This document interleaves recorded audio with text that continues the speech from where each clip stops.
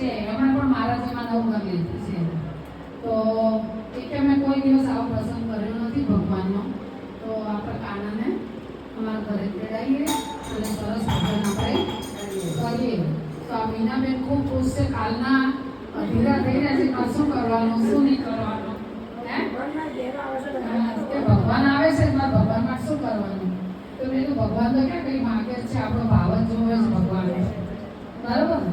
એટલે ભગવાન ખાલી આપણો ભાવ જ જોવે છે, ભગવાનને કશું નથી જોઈતું, બધી સગવડો આપણે જોઈએ છે. તો ચલો મીનાબેન ખુશી ખુશી કાનાને વધાવો અને તમારા કાનાની વધાવો.